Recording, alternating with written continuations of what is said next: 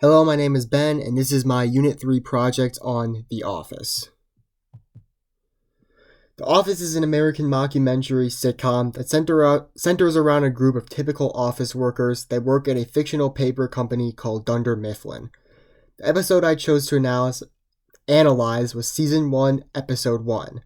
The main characters that this episode focuses on are Michael Scott, Pam, Jim, Dwight, Jan, and Ryan.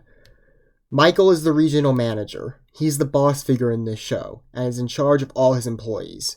Pam is the receptionist, Jim and Dwight are the salesmen, and Ryan is an intern. All of these characters are below Michael in the work hierarchy. The only person that is above Michael is Jan, who is his boss. The first main friendship in this episode is between Jim and Pam. These two characters don't interact with each other many times in this episode, but when they do, they seem to be comfortable around each other and have normal, non-joking conversations. These conversations are simple, such as asking about what the other person is going to do after work, or if they are going to a work party later, but they treat each other with respect. Another main friendship in this episode is between Jim and Dwight. They also don't interact super often in this episode as well, and are only shown on screen together once or twice.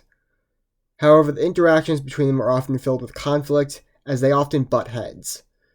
For example, Dwight gets upset at Jim over Jim's papers being slightly on his desk. Jim then responds by placing pencils around his desk like a fort, which causes Dwight to get mad and knocks them all down in disapproval. These two characters have a back and forth banter between themselves, and this is the main focus of their interactions. The final friendship is between Michael and his employees. He says in the episode that he tries to create an atmosphere where he is a friend first and a boss second. However, none of his actions are very friendly, and he is seemingly viewed as unprofessional, insensitive, and an overall joke of a manager by his employees. Most of his actions are met with reactions of disapproval from his employees, and rightfully so. I wouldn't say Michael has any ill intentions, and it seems like he generally wants to make others happy with his attempts at humor. However, he cannot read the room at all and uses mean and insensitive humor. This causes his employees, especially Pam, to not view Michael in a positive light or in a place of authority. Some of Michael's jokes include making sexual jokes about Pam, pretending to fire Pam, which causes her to cry, pretending to be Hitler, trying to not get the new intern Ryan to join him in his jokes, which makes Ryan uncomfortable, and using unprofessional language with others, including his boss, Jan. And here is an example of this. Second. So this is my kingdom, far as the eye can see. This is our receptionist, Pam. Pam! Pam Beasley. Pam has been with us for forever. Right, Pam? Well, I don't know. If you think she's cute now, you should have seen her a couple of years ago. What? Any messages? Yeah, just a fax. Oh.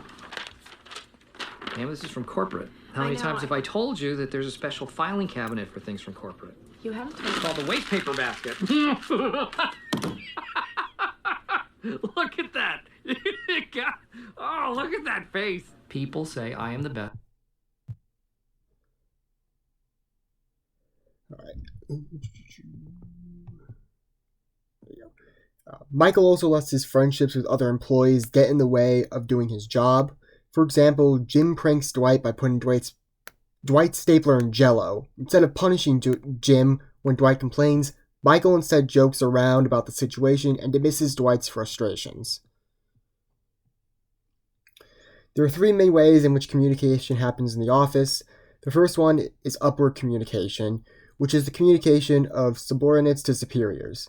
The best example in this episode is when the employees at Dunder Mifflin find out that there is a possibility that their branch could be shut down.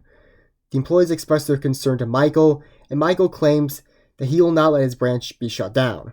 However, many of the employees question Michael's promises that he will not let this happen. They are very concerned that Michael does not have what it takes to influence the higher-ups and to keep the branch. The Pell's effect describes a phenomenon that occurs when subordinates feel greater job satisfaction when they perceive that their immediate supervisor has influence on decisions made at higher levels. This is the complete opposite of how Michael's employees perceive him. The other main way that communication happens is downwards communication. There are several examples of this, such as Michael harassing his employees, Michael not disciplining his employees, and Michael treating all of his employees like close friends instead of his employees. Another example is when Michael found out about the possibility of his branch being shut down. He doesn't tell his employees, as he believes that kind of information shouldn't be shared with his employees, who will be affected by the closure of the branch. Instead of telling his employees, rumors spread between the employees about the closure, in which only then does Michael communicate with his employees about the potential closure. There's also horizontal communication between the employees, such as the conversations between Jim and Dwight and the conversations between Pam and Jim. If there are any takeaways from this show, it is to not be like Michael. While he's not a bad person, his actions and behavior are unprofessional and not at all appropriate for a work environment, especially as a manager. There is a way to be professional while still being personable, even as a boss. However, Michael takes things way too far, which leads to his employees feeling uncomfortable and not respecting him. Another thing to take away from this is to not let work friendships get in the way of doing your job, especially as a manager. Even if you really like one of your employees, it's still important to discipline them, even if they are not doing their job or stopping others from doing their job. It's also important to be other-oriented and to think about how your words and actions may affect other people. You might not think something is offensive, but that doesn't mean others won't.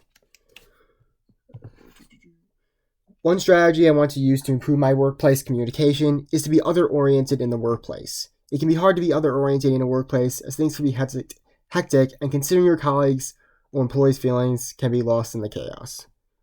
Thank you for listening.